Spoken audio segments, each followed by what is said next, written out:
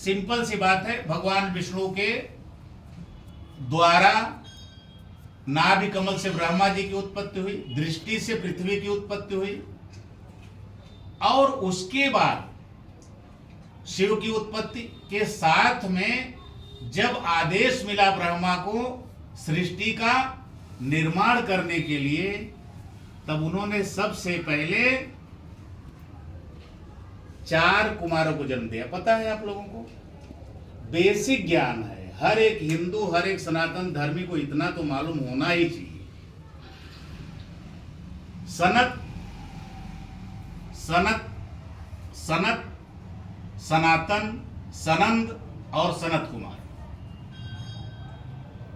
ये 4 को उन्होंने निर्मित किया, लेकिन उन्होंने सृष्टि के संचालन में सहयोग देने से इनकार किया और वो तपस्या करने के लिए चले गए। उसके बाद ब्रह्मा ने ओंकार के द्वारा सप्तऋषियों को उत्पन्न किया। सप्तऋषि जो अब ध्यान से देखोगे तो अभी भी हमारे ब्रह्मांड में मौजूद हैं। उनको इसलिए उत्पन्न किया कि इनको ज्ञान की तरफ ले जाओ, मनुष्य जो आने वाला है उसको ज्ञान की तरफ ले जाओ, ठीक है। उसके बीच में भगवान विष्णु ने 4 वेदों को उत्पन्न किया। लंबी कहानी बोल रहा हूं ना, मूल मंत्र पे आते हैं। फिर उसके बाद ब्रह्मा ने अपने शरीर के 2 भागों से मनु और शतरूपा को उत्पन्न किया, जहां से सृष्टि का सृजन का प्रारंभ हुआ। इसके बाद मानस पुत्र दक्ष और कश्यप। दक्ष की बहुत सारी कन्याएं थी, अनेक ऋषियों को उन्होंने उनका वर्ण करने का अवसर दिया। उसके बाद में कश्यप, यहां खूब ध्यान देना, एक ही मां पुत्र, एक मां के पुत्र, एक माता पिता के पुत्र कैसे कैसे अलग विचारों में जाते हैं। कश्यप की 3 रानियां थी, कश्यप की 3 रानियां थी, कश्यप ऋषि की, दिति, अदिति और तनु।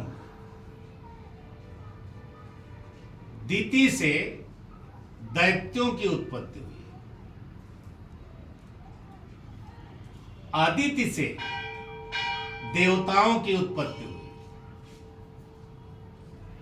जिन्होंने फिर से अदिति के द्वारा भगवान विष्णु ने खुद अवतार लिया। उन्होंने वहां वचन दिया था सृष्टि के प्रारंभ में ही कि बाद में मैं आपके बालक के रूप में अवतरित हूं। अब ये कथा यहां क्यों कहना जरूरी है, क्योंकि यहीं से कुंभ की शुरुआत होती है। जब दैत्य, तनु के द्वारा भी असुरों की उत्पत्ति हुई। दैत्य, असुर और देव, देवताओं को स्वर्ग दिया गया और असुरों को, दैत्यों को पाताल लोक दिया गया। अन्याय किसी के साथ में। लेकिन आसुरी प्रवृत्ति कैसी होती, अभी देख रहे हो ना, आसुरी प्रवृत्ति कैसी होती है। वह हमेशा सब कुछ हड़प कर लेना चाहती है। उस समय शुक्राचार्य के द्वारा संजीवनी विद्या दैत्यों को मिली। दैत्यों ने पूरे स्वर्ग पर कब्जा किया। उसके बाद में तब जरूरत पड़ी अमृत की, जिसको भगवान विष्णु ने देवताओं को मार्ग दिखाया कि समुद्र मंथन के द्वारा हम अमृत को प्राप्त कर सकते। वहां से इस कुंभ की रचना का प्रारंभ होता है। समुद्र मंथन में से बहुत सारी वस्तुओं के निकलने के बाद जिस समय अमृत कुंभ प्रकट हुआ, उस समय देवताओं और दानवों के बीच संघर्ष हुआ कि यह अमृत हम ही को चाहिए।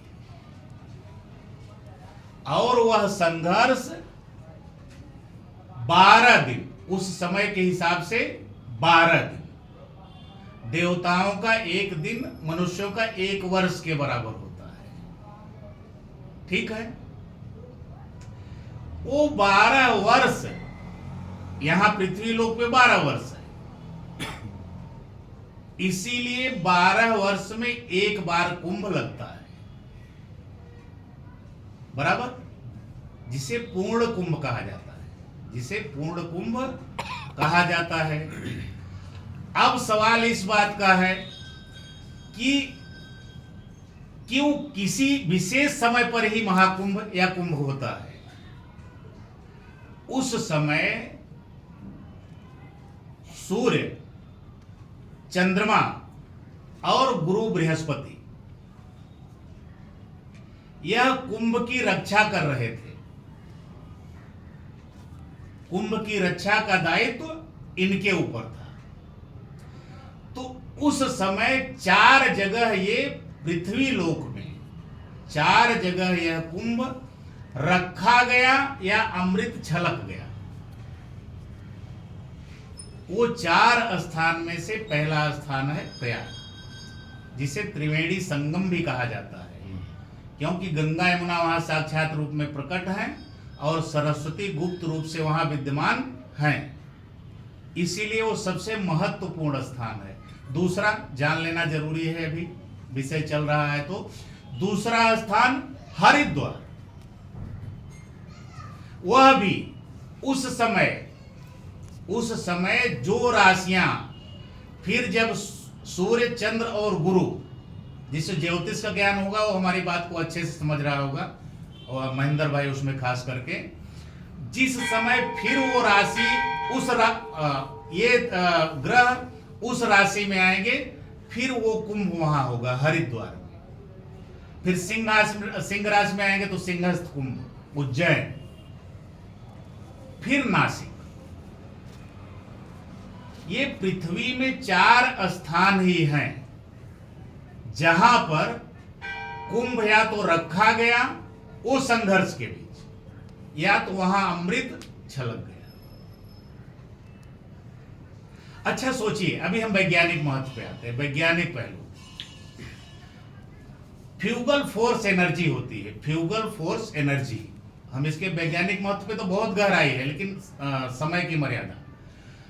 ये सिर्फ भारतवर्ष में वो जो क्षेत्र आता है फ्यूगल फोर्स एनर्जी का, वह क्षेत्र भारतवर्ष में आता है। और करोड़ों साल पहले, हजारों साल पहले हमारे ऋषि मुनियों को पता था कि ये एनर्जी कहां कहां पर बहुत फोर्स से काम करती, बहुत तेजी से काम करती। वही ये 4 स्थान है। बहुत गहराई से समझना बात को। इसीलिए वहां पर स्नान का महत्व है। अच्छा, गीले वस्त्र में, गीले शरीर में एनर्जी बहुत ज्यादा से काम करती है, इसलिए वहां डुबकी लगाने का महत्व है। बहुत स्नान का हमारे शास्त्र में, वेद में, सनातन में बहुत बड़ा महत्व बताया गया है। सबसे बड़ा सूर्य ग्रहण के समय या चंद्र ग्रहण के समय कुरुक्षेत्र में। कार्तिक मास में बहुत सारे स्नान है जो बीत गया अभी। फिर वैशाख मास में पुण्य क्षेत्र या जो है बहुत स्नानों का ऐसा महत्व है। तो एक मतलब कुरुक्षेत्र में 1000 स्नान, वैशाख मास की जो पुण्य तिथियां होती हैं उसमें 1,00,000 स्नान, या कार्तिक मास के हजारों स्नान के पुण्य के बराबर सिर्फ कुंभ में एक डुबकी का महत्व है।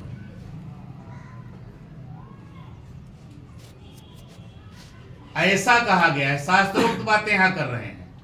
शास्त्रोक्त 1000 बार आप पृथ्वी दान करो, 1000 बार आप पृथ्वी का दान करो,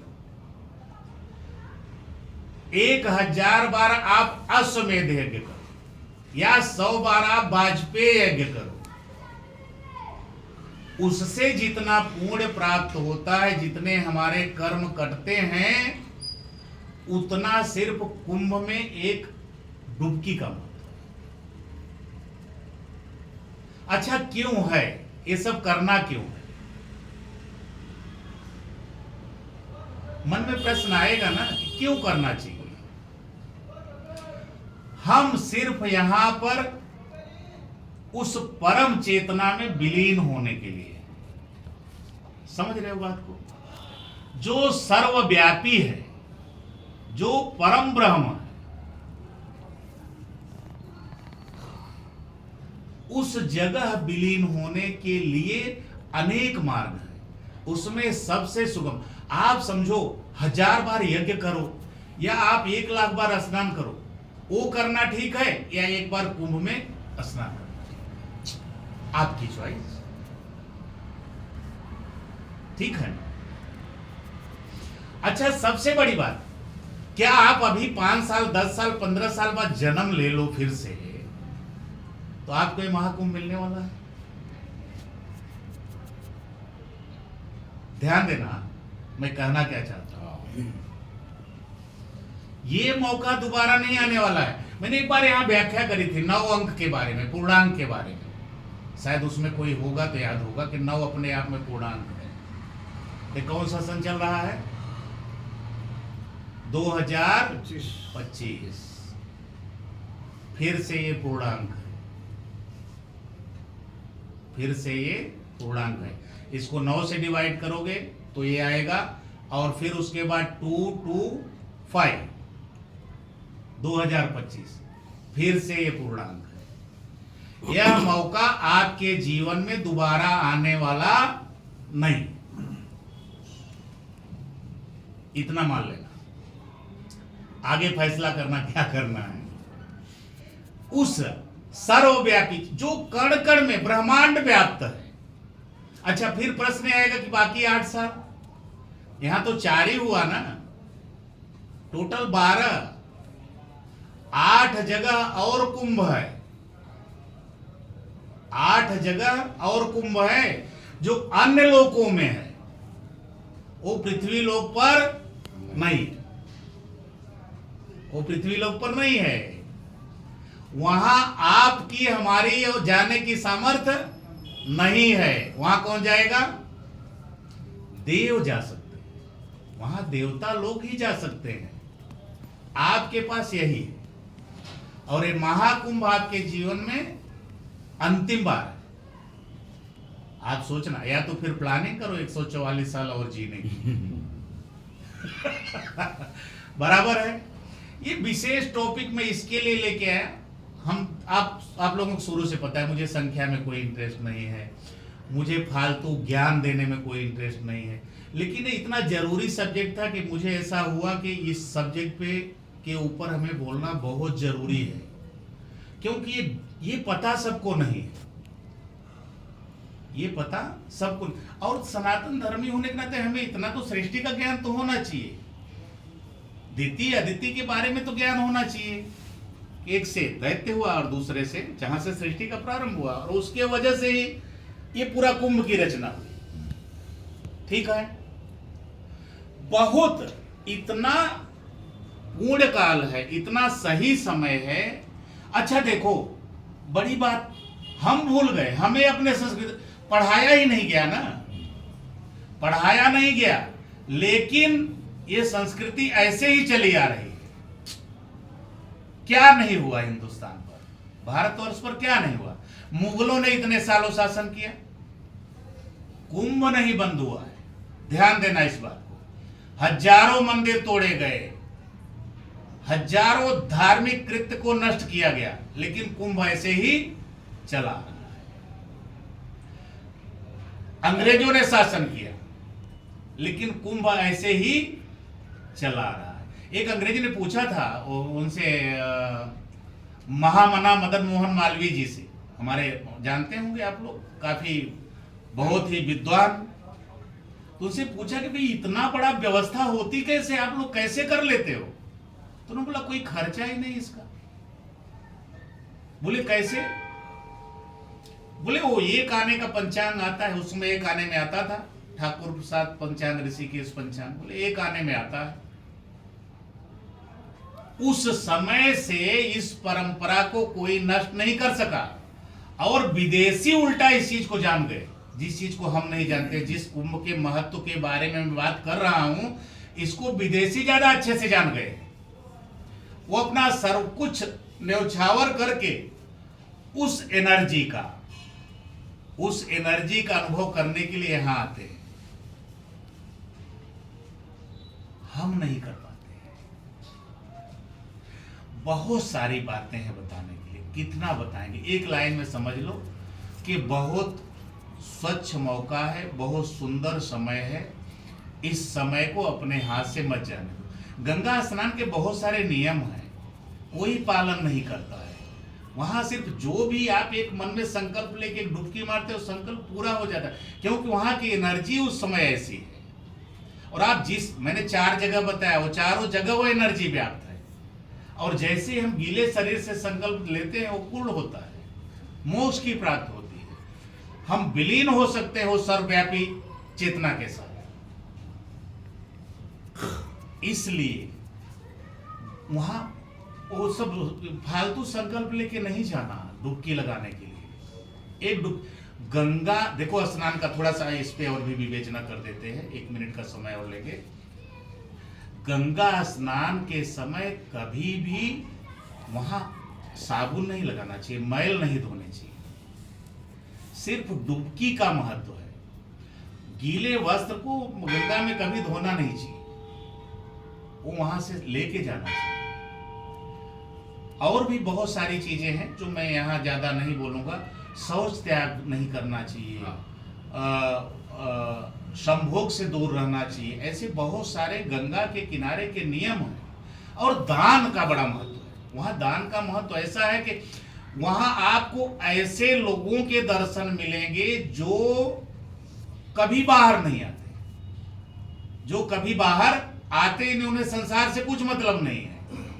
ऐसे लोग देवता उस जगह पर आते हैं, जो हमारे देव जिनकी हम हमेशा पूजा कर रहे हैं, वह भी उस जगह पर आते हैं विभिन्न रूपों में। एक कथा और ले लेते इसी के साथ में, शंकर और पार्वती जी कुंभ देखने, इसके साथ पूर्णाहुति कर देंगे ना। शंकर और पार्वती जी कुंभ में गए। पार्वती जी स्वाभाविक स्वभाव है नारियों का, तो उन्होंने बोला कि भाई इतने लोग यहां, करोड़ों लोग आते हैं जो पाप धोते हैं, यहां पाप धोते हैं, वो पाप जाता कहां पर है? वो पाप कहां जाता है? शंकर जी बोले देखो देवी, इसका उत्तर तो मैं दे सकता हूं, लेकिन इसके लिए थोड़ा सा आपको प्रयत्न करना पड़ेगा। बोले क्या प्रयत्न? बोले जब तक मैं अभी जिस रूप में जा रहा हूं, जब तक आप गंगा स्नान मुझे नहीं करा दोगी, तब तक मुझे मुक्ति नहीं मिलेगी। तो कौन सा रूप पकड़ा उन्होंने? कोढ़, पूरे शरीर में कोढ़ फूटा हुआ, व्हील चेयर पर जो पहले होती थी ना वो। बोले अब जब आप हमें स्नान करा दोगी तभी हमें मुक्ति। पार्वती जी उसको ठेल रही है, रहती है प्रयाग में, वो कहाँ जो है जल्दी। अब भाई विशेष जो आज के कल्चर वाले हमारे यंग वाले पहुंच गए, अरे बोले लगे सहारा देने। अब उनको जो है वो शंकर जी को सहारा कम दे रहे हैं, पार्वती जी को ज्यादा दे रहे हैं, बराबर है ना। और कई कई तो और इससे भी आगे निकल गए। अरे बोले क्या जो है इसके पीछे पड़ी हो? अरे तुम्हारी इतनी सुंदरता है, तुम इतनी स्वरूपवान हो, चलो हमारे साथ, छोड़ो इसको। पार्वती जी करें क्या? और उसके आगे वाले नोचने खसोटने लगे, खींचने लगे, छोड़ो इसको, चलो हमारे साथ, तुमको रानी जैसा रखेंगे। अब करें क्या पार्वती? बोली जी की माया। फिर कुछ उसमें से एक व्यक्ति निकल गया, बोला माता जी आपको परेशान होने की जरूरत नहीं, आप क्यों इनको ठेल रही हो? उन्होंने शंकर जी को गोद में उठाया और ले जाकर के जैसे ही गंगा में डुबकी लगाई, शंकर जी अपने स्वरूप में आ गए। पार्वती जी प्रसन्न हुई, बोले प्रभु आपकी लीला मुझे समझ में नहीं आई। बोले बस यही समझाने के लिए, यहाँ सब जो है पाप धुलने नहीं आते। ये एक व्यक्ति था जो पाप धुलने के लिए आया था, जिसने हमको स्नान कराया, और ये बाकी जितने थे ये वहां से पाप को लेके जाते। क्या ये बाकी जितने थे उतने यहां से पाप को लेके जाते। तो दान का महत्व वहां बहुत है। भरद्वाज आश्रम सबको मालूम है, पास में ही है। कई कई संत महात्मा ऐसे हैं जो सिर्फ कुंभ में जो उनको दान मिलता है उसी से वो पूरा साल भर या 12 साल उसी से जीवन निर्वहन करते हैं। तो दान का भी महत्व है, दान भी करना चाहिए। लास्ट में इतना ही हमारा कहना है कि यह मौका आपके जीवन में अंतिम बार आया है, तो इसका सदुपयोग करना चाहिए। बहुत बहुत धन्यवाद। जय गुरुदेव। जय गुरुदेव।